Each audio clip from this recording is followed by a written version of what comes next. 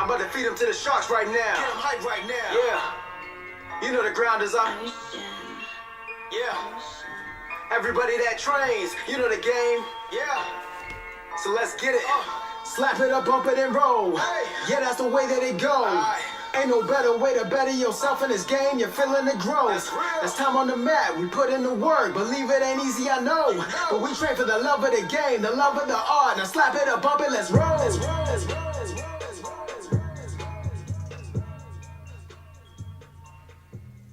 Welcome to episode 33 of the BJJ Campaign podcast. My name is Jeff Boone. I'm an A3 blue belt, 2 stripes. And this is Phil Coors, A2 blue belt, 1 stripe.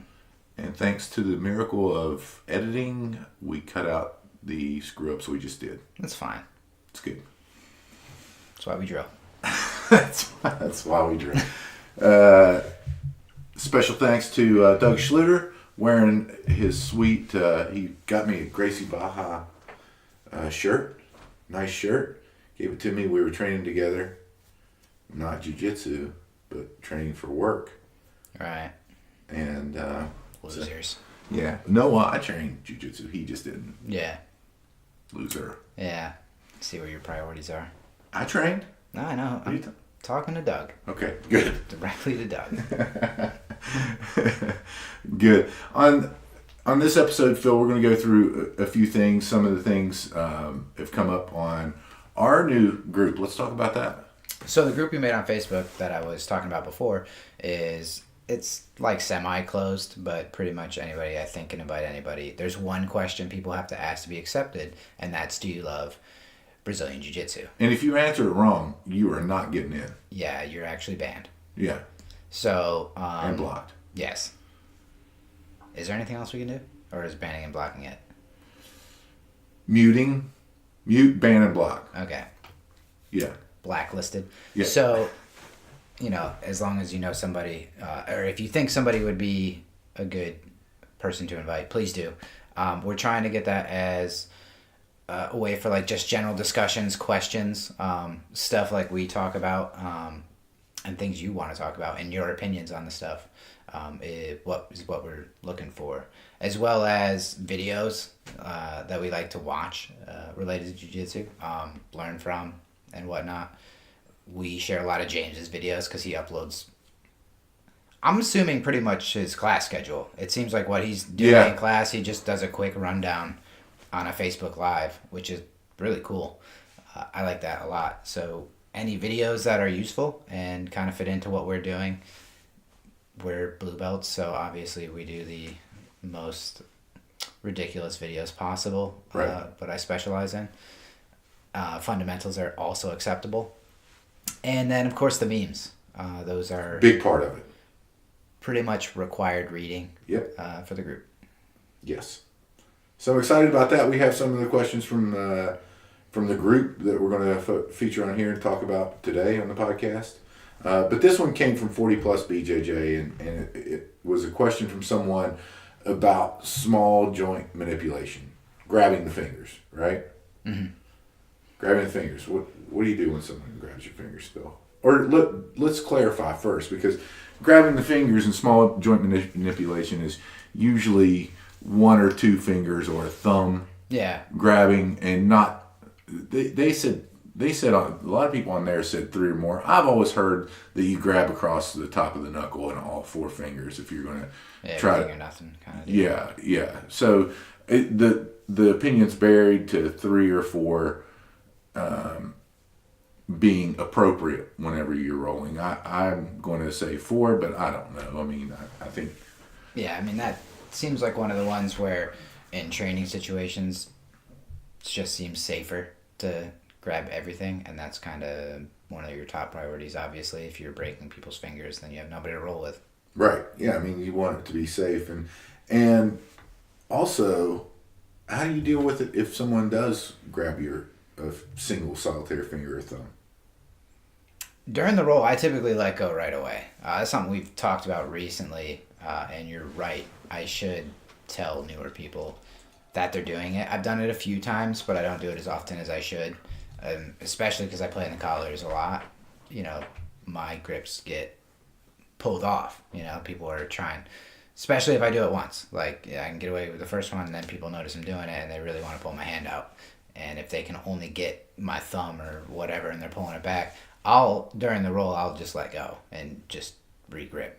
But you should tell the person what they're doing, because some people are gonna get pissed because it's not right for training purposes. Well, I mean that, and listen, folks, if someone's doing that, and it's more than likely that they're probably pretty new at jiu-jitsu, right? They don't know that that's not. And if you don't tell them, if you don't say, hey, we usually don't grab single, or you have at least 3 or 4 fingers whenever you're trying to peel a grip. It's safer. It's a safer training environment. People aren't out for broken fingers and things like that, and explain it to them. Then you're not going to have a problem, and they'll learn, and they'll say, oh, okay, we got that. Other approaches, which I don't agree with, and were said in the forum, is that's a recipe for the roll to turn up. Mm-hmm. If you grab someone's finger, then they're going to just smash you. And that's not what you want. That's not really an appropriate response either. Because they don't know.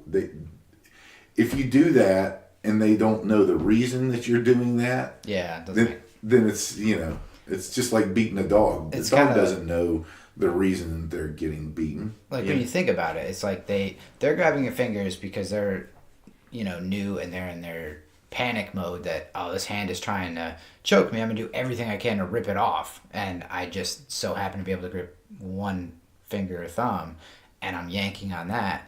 You're almost retaliating with a panic mode reaction of like, oh, you're trying to break my finger, I'm gonna go even harder now and punish that because you're trying to injure me. It's kind of this non-communication problem is pretty much all that is. Yeah, and folks, don't beat your dog, for one thing. That's not what I meant. Yeah, you get that.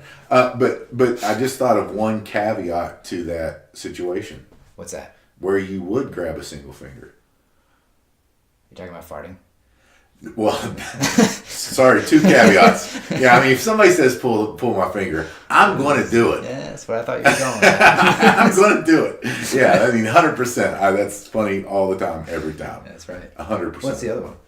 The other one is the self-defense choking grip against the wall. Yeah. Right? That's one thing. Obviously, we're not going to rip it like... Well, in that self-defense situation, you're setting out to injure the person's finger. Correct. But that's the only time it would be appropriate to grab a finger in class.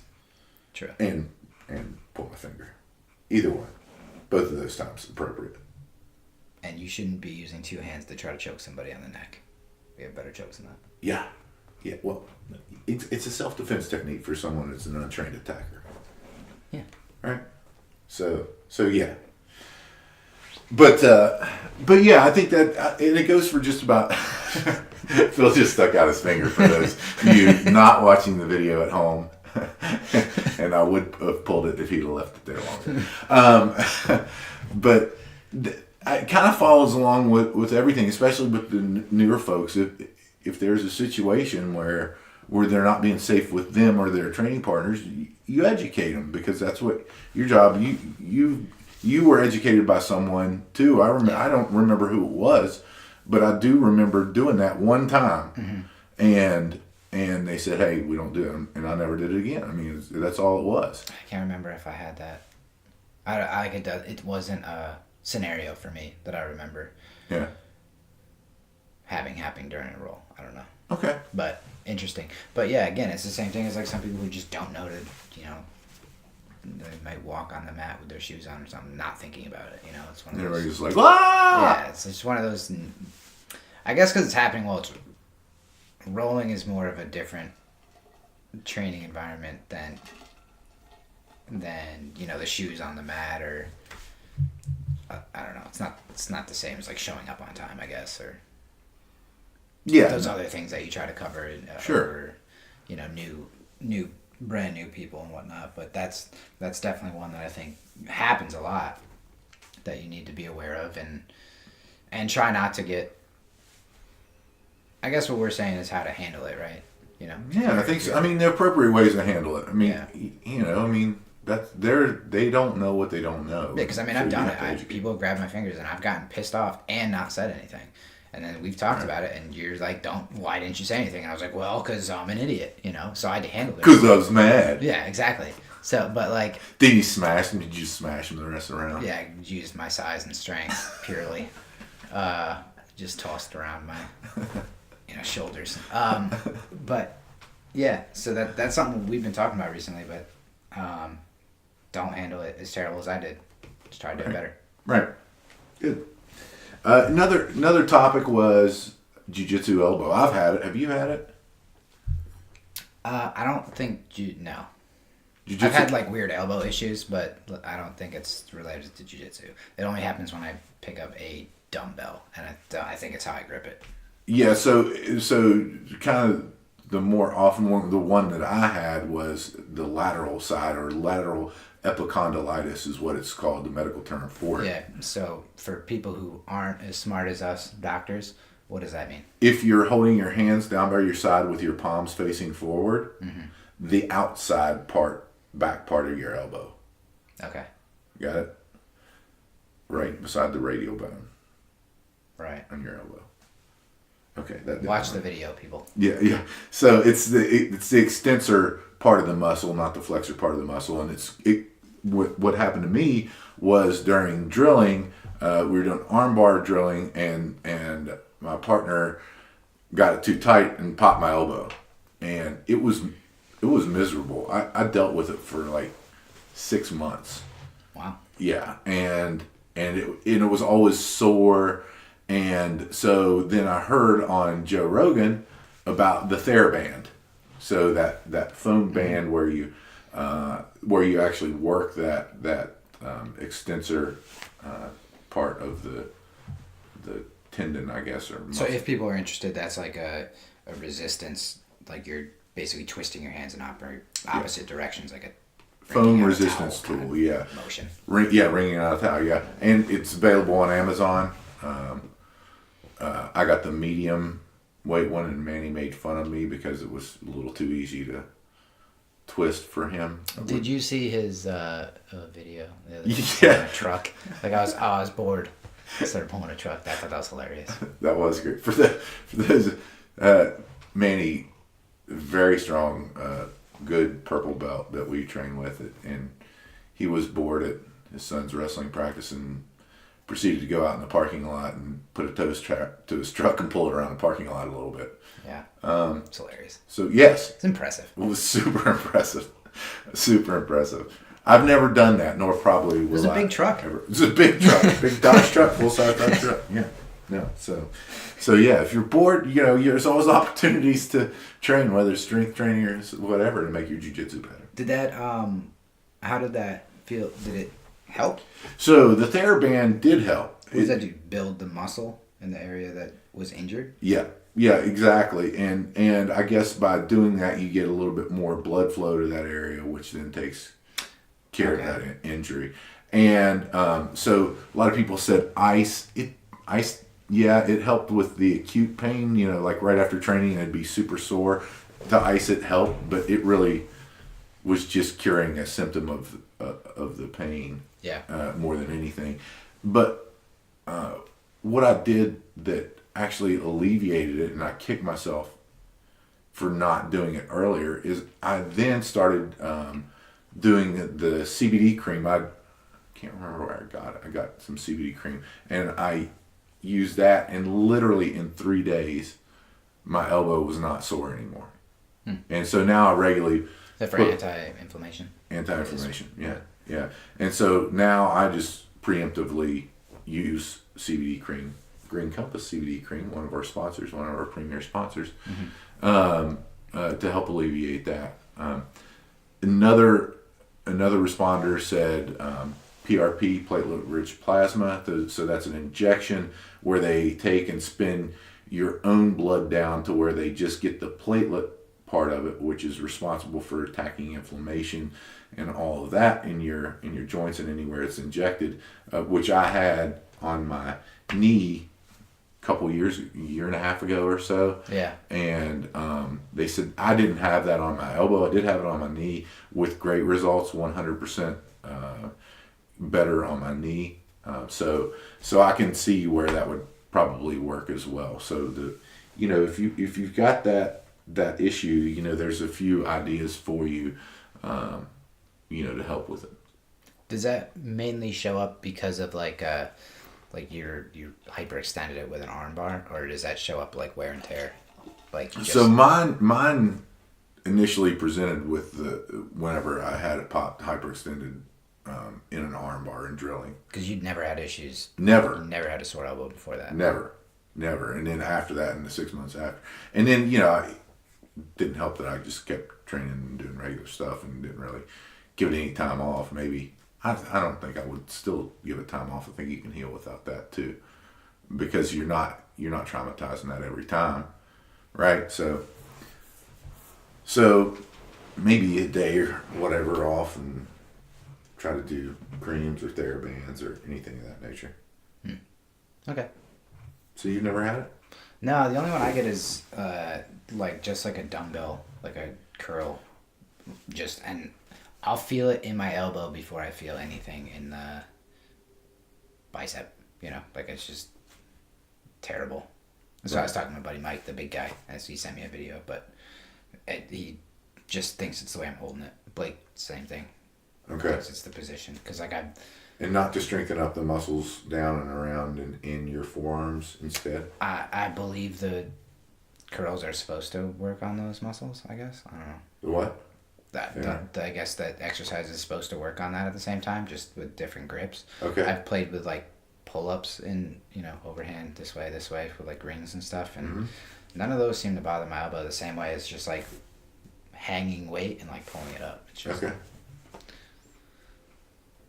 It's the only reason I'm not jacked, obviously. Right, yeah, because you can't do curls. That's it. It's the only thing you did, right? Curls. I was interested in. That's great. Craig Jones' video is hilarious. He just goes around the gym, goes to all the different machines, and just does bicep curls. Really fast, too. That's what I love about it. It's a hilarious video. Craig Jones, really good at jiu-jitsu. So another topic was one, and you actually did laugh out loud whenever I showed you the topic. What was it, Phil? Well, I think I read a different question, but... No, but read that question, because we're going to address that and then the others. So what I saw was how do you train when you're with, at another academy, and then how do you train with their instructor? Do you go 100% or not? And that's a laugh out loud question to me. I mean, I don't know, maybe if you're training for black belt worlds or something. If you're there and you're training for black belt worlds and you've set it up with these people and it's your first role with their instructor, you still don't go 100%. Just doesn't seem like a good idea to me. No. It's a terrible idea. Just gonna see how I stack up against this guy who does this for a living. It's a terrible idea. So for any of you out there, go 60%, just like you would on a normal roll, 60-70%, and you shouldn't be gassed after you go with anybody. They're better at jiu-jitsu than you, so defend and try to make it as long as you can. Try to learn something. Tap it out and learn something. Yeah, exactly. It seems like almost silly to say, but that's how you should approach it. So then the real question is, how should you train when you're a visitor in someone else's academy? How hard should you go whenever you roll? And I do this quite a bit. I just trained with Russell this past this week, Tuesday. This week, Tuesday, great. Borges BJJ. Thank you to Professor Umberto Borges and Russell and their whole team. They were fantastic, and 3 hours worth of really great training. Really enjoyed it, and it's kind of funny because we don't do it this way at our academy, but Professor Borges, he pairs everyone up to roll each time that you're rolling. It only happens sometimes with us. Yeah, only sometimes. Right? Yeah, only sometimes. We'll do it in a kids class, but and so paired me up, with some of the upper belts and stuff, and I'm a bigger guy, so I'm gonna just start on bottom. So we weren't doing takedowns, so I just started on bottom and work from there. Kind of the first roll, obviously going a little bit less, and kind of not really fighting the guard pass a lot, and then framing, regaining guard, doing stuff like that. But again, never out of breath at the end of the roll. The maximum I think I went was 60% the whole time, and you're not trying to crush or smash anyone whenever you're going to their academy. I'm going to interrupt you. We're going to not talk about this right now. We're going to get to this later. But don't let me forget of what Roland was telling me Sunday in regards to all that passing and stuff. I want to talk about that later. Okay. But back to your 60%. Don't let me forget. Okay. Oh, yeah, I got it. So yeah, I mean, you're in training. At competition, you go 100%. I would argue you don't even do that in competition, but because you're going to gas out if you go 100%. But anyway, whatever. Not if you're better.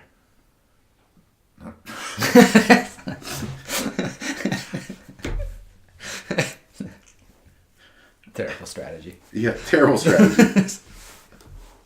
I feel like I train a similar way probably like 99% of the time with people, and that is the matching the energy.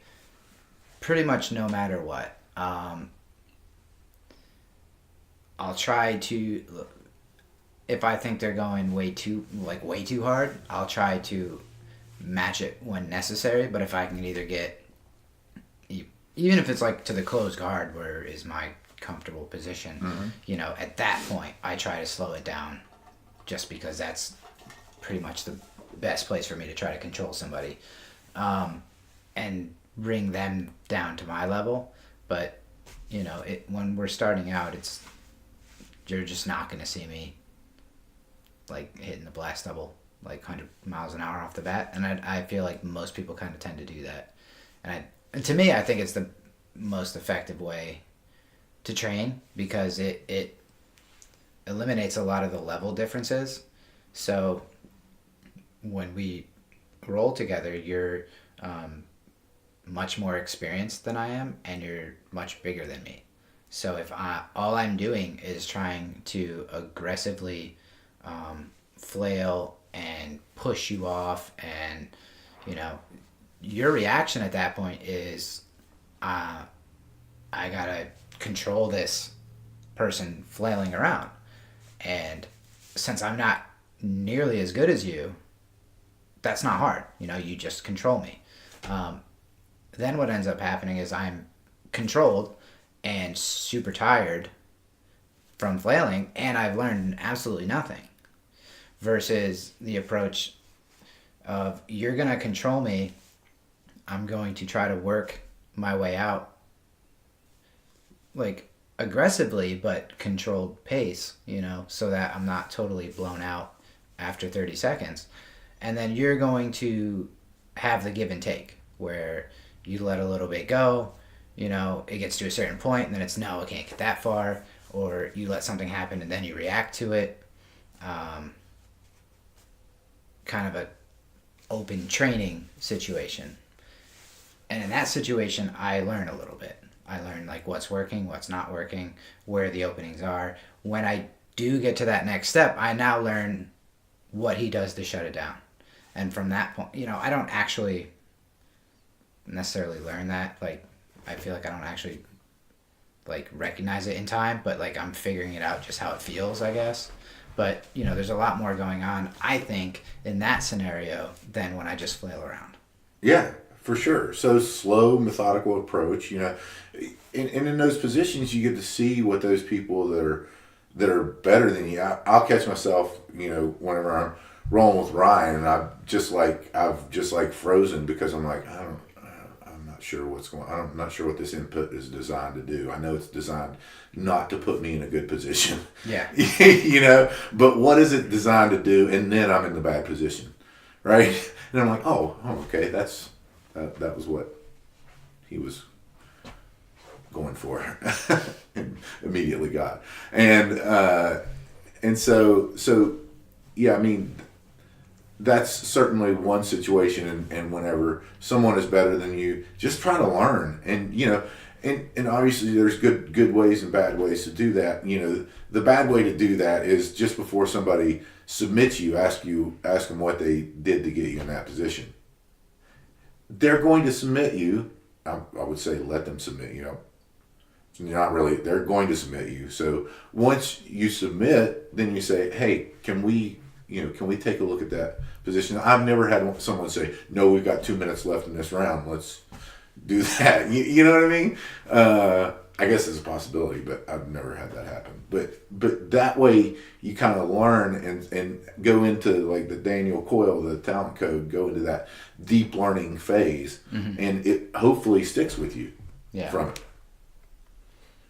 I that's just my personality, I guess, but that's how I've approached most every role I've ever had, is kind of matching that person's, because it kind of goes back to, that's not the point of jiu-jitsu. Like, if I'm much more experienced than somebody, they can be bigger and I still don't have to, you know, exert 100% physical effort in order to get into the better position and get a submission. Like, and if you are always using that 100% effort, you need to probably try to be a little reflective of like what you're doing that's causing that. But you know, so it's always going to be a matching thing, because then it's almost like how, I don't know, I think that also goes right back to the confidence thing that really stuck out to me when John said it, of, you know, more confident in the worst position than you are in the best position.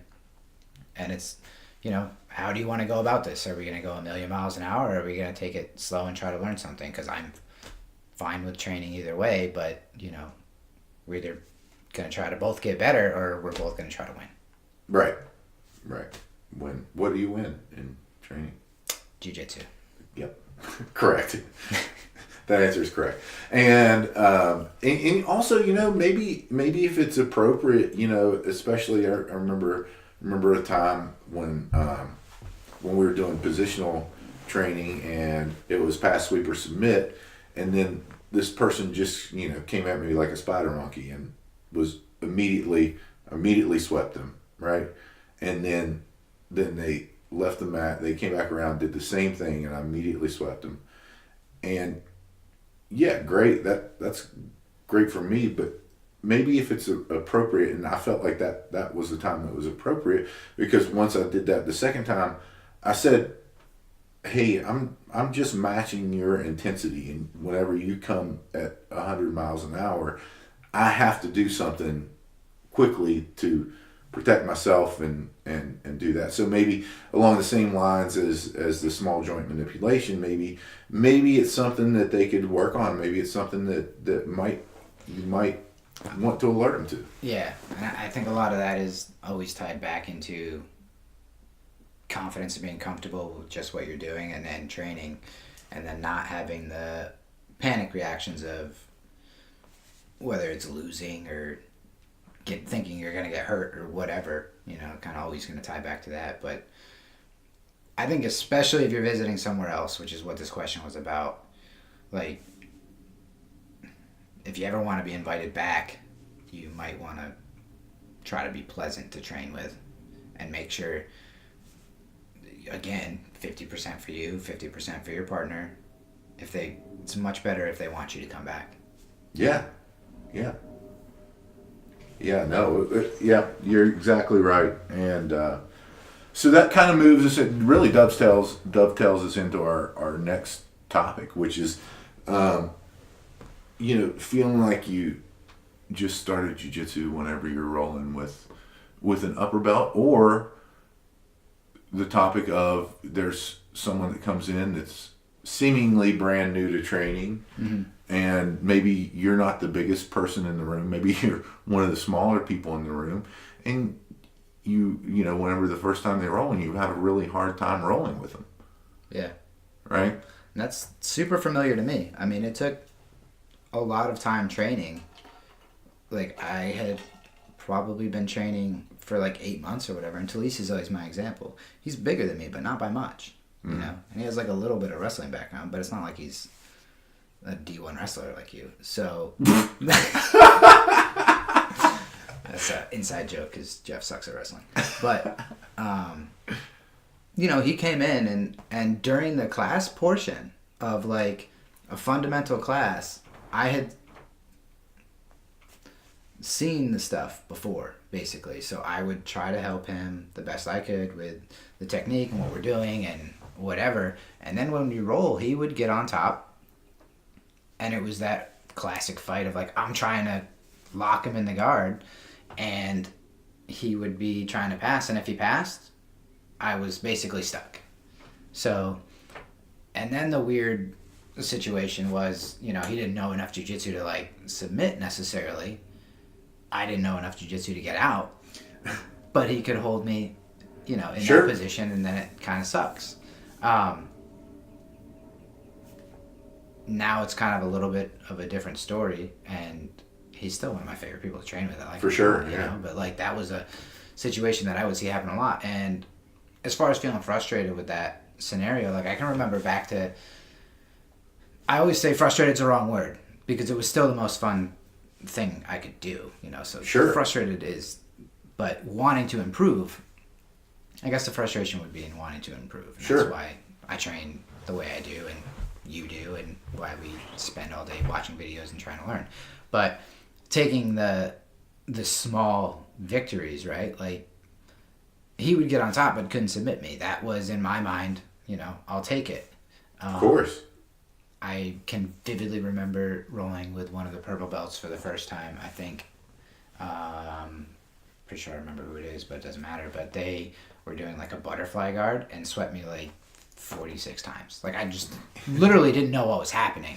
Like I was trying to engage in a grappling scenario and I was so new and I was like, I don't get it. Like I was like, so what did you do that time? He's like, you swept you and armbarred you because your arms were over here and your body was over there. And I'm like, all right. So like I literally didn't understand what had happened during that 5 or 10 minute period of 43 arm bars. But it's like that stuck with me. I'll never forget that. And little victories came later when it's like I'm in side control or somebody's on top of me or I'm in their guard and I'm not getting armbarred.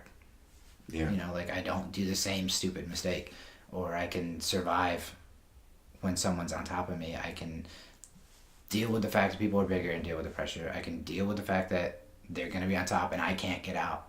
But I'm also not going to like quit, and I'm not going to make it easy. Like I'm not just going to give up my neck so we can start over. I'm going to try to fight through the whole thing. And those were the little wins that I took forever, but it was still fun.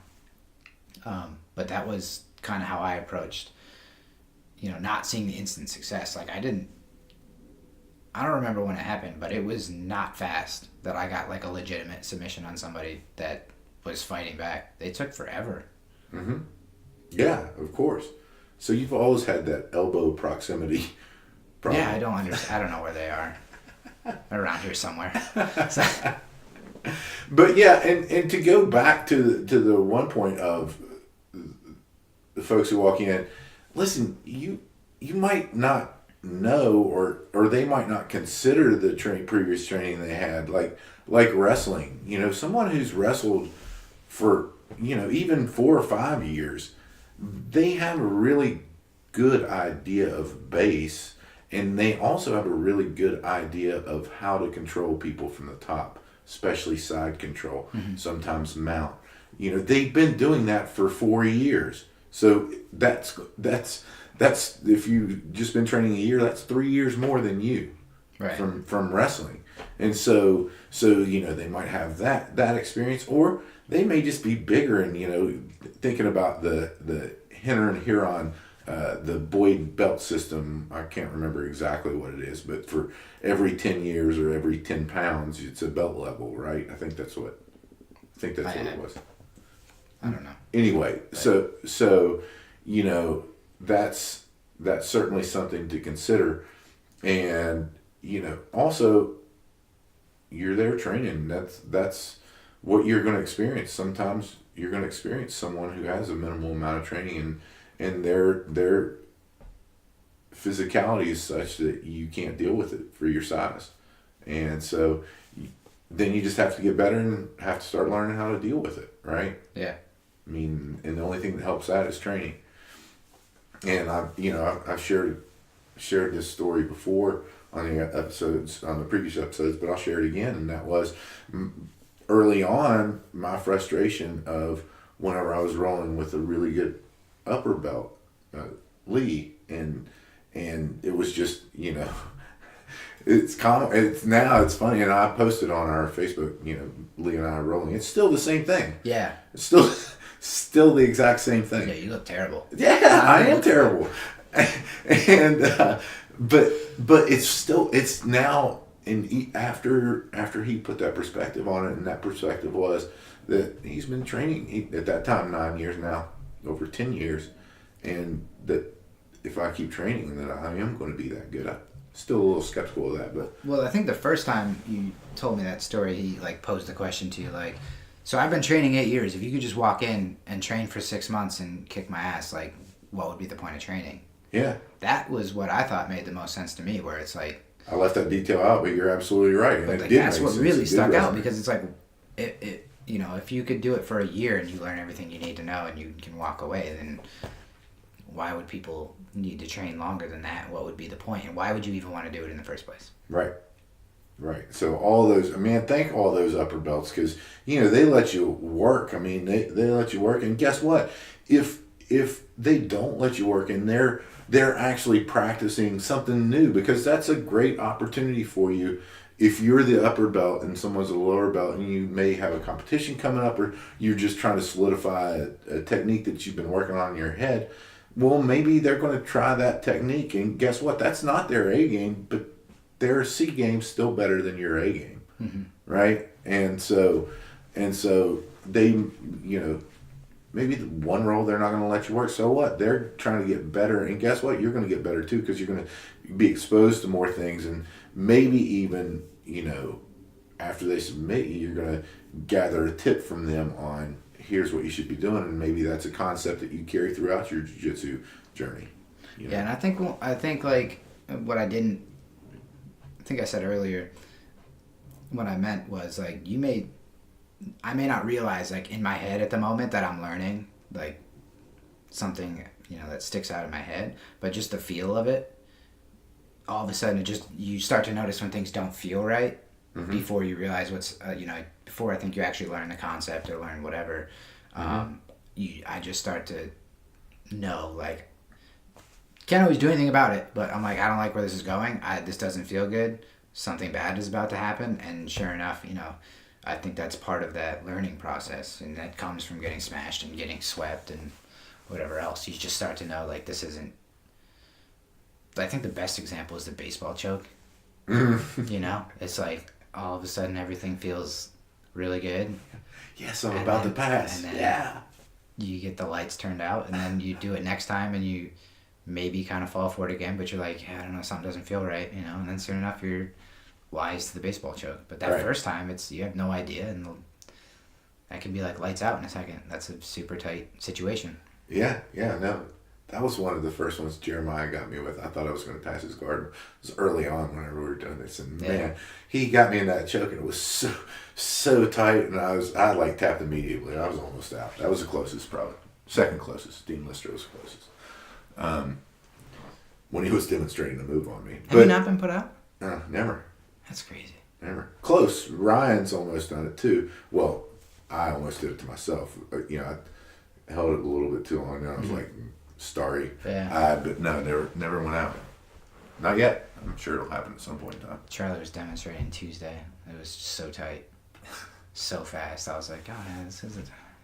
That's hilarious. Yeah. It's are you okay? I was I think so. And one more tangible example on that, and that is where you can really learn is that this was probably been about a year ago, but maybe more. But when Marty was a purple belt and I was rolling with him, and he literally, from his bottom half guard, took my back 43 times. Mm-hmm. And after like the 22nd time, I was like, how do you keep taking my back? He's like, well, dummy, you don't fight the underhook. If you don't fight the underhook, you're going to get your back taken or something worse. Yeah. And like, that was the first time that concept, I'm sure somebody told me that before. Yeah. Right? Thousands of times probably. Right. But that was the first time that I was like, oh, I got it. And from there on out, keeping the elbow in, trying not to let anybody in, fighting that underhook at all costs whenever somebody's in bottom half guard on me. So yeah, that's kind of a tangible example of where really I picked up a concept and it solidified in my mind in that rolling with that upper belt, whenever they were obviously practicing it and doing it well. So. And I think trying to keep the mindset that you're always training and learning. Yep. Because that clueless feeling, absolutely, from what I understand, never goes away. Right. I mean, Ryan sits there and tells me about how he feels clueless rolling with certain people. Right. And to me, you can't get much better than him, to me, in my head. You know what I mean? Well, yeah, I'm clueless rolling against him, so. So that's part of the process. And I think if it wasn't, it would be boring. Yeah, I wouldn't be doing it because I wouldn't be nearly as obsessed with getting better because there wouldn't be other people who are better. And so, yeah. 100%. Oh, Roland. Story about Roland. Dude, that cross-face defense. Oh, That's like a life changer. Like, total Agreed. Changer for me. I'm probably going to forget about it in like 2 weeks because that's what I do with stuff. But he was doing that to me, and I was thinking about it. John has said this every time. Every other person I've seen giving instruction on, side control and getting your guard passed. It's always, people have a tendency to want to put their hands on the hip, which is what I always do. It's a great song. Yeah. But, you want to block the arm first and don't let them control your head. Yeah. I've just ignored that for the entire time. So have I, and John has said that.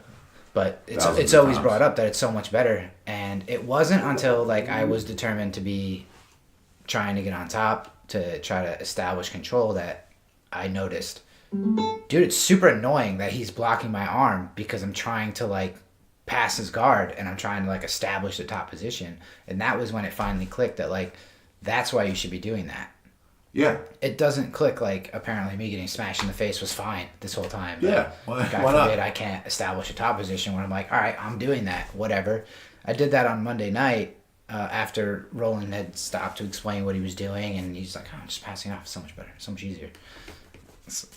And I'm doing it Monday night, and I'm like, I'm going to have to tell everybody about this because it turns out if I don't let people grab my head, I have a lot more mobility.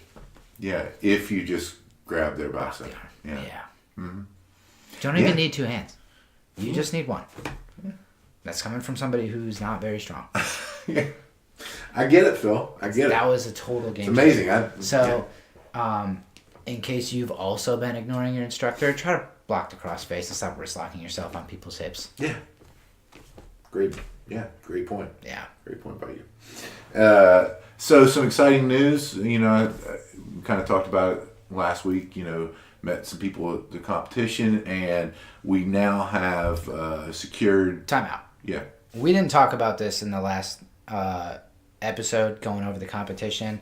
Jeff had his first match. He finishes it, and he says to the ref, "Hey, I'm Jeff from the BJJ Campaign podcast. We're a big fan of you, Chris Luter. Would you please come on the podcast?" And I'm like, dude. Yeah. Would you focus up? And no, I wanted to do that the whole time. I was thinking about that the whole time, before the match. I'm like, okay, you're going to tell him first that he's handsome, because he's a handsome fellow. True. And second, you're going to tell him who you're with. And third, you're going to invite him on the podcast, because he's a brown belt Masters world champion. And Jeff had about 14 cups of coffee before he got to the competition. And I'm sitting there talking, and he's like, oh, that's DeAndre Corby over there reffing that match. And I'm like, oh, that's cool. And then Jeff just walks away, and I was like, oh, all right, whatever. Then I see him over there talking. He comes back. He's going to be on the podcast. So Jeff was in full form last Saturday at the competition. Phil, Carry on. Yeah. It was just too funny. I can't believe I didn't bring it up last episode, but in a similar vein, I went and talked to Bagels. I've had some interactions with him before, and he's one of the top 10 Masters 1 brown belts in the world, and he's also the matchmaker. Can't wait to talk to him about this for the Toro Cups. You know, he's got Joao Miao and DeAndre Corby.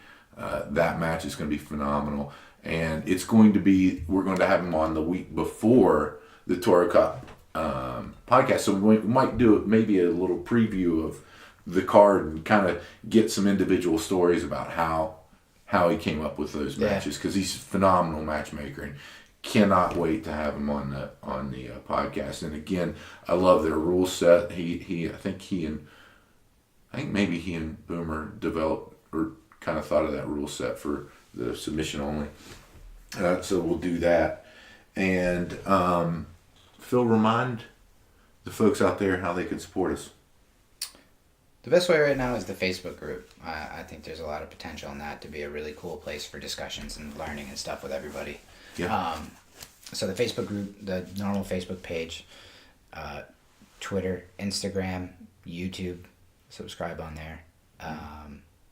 The website, BJJCampaignPodcast.com, and Buy shirts and soon patches. I keep Soon saying patches. that, but that really should be soon, Yeah, probably next week. I think. It'll probably be next. I'll hit Boomer up and see.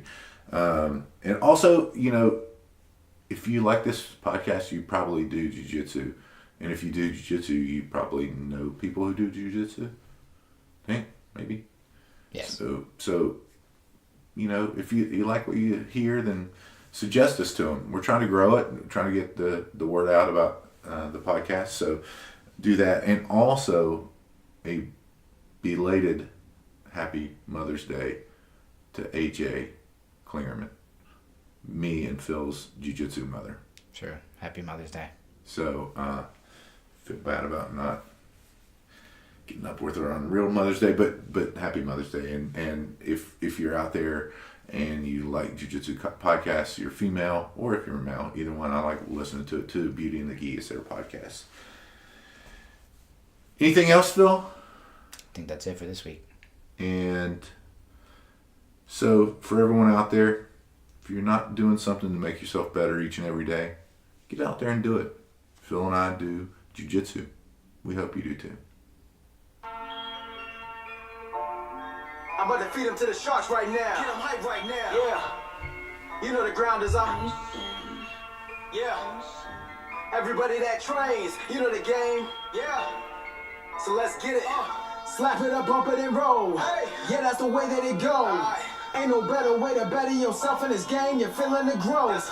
That's time on the mat. We put in the work. Believe it ain't easy, I know. But we train for the love of the game, the love of the art. Now slap it up, bump it, let's roll. Let's roll, let's roll, let's roll, let's roll, let's roll.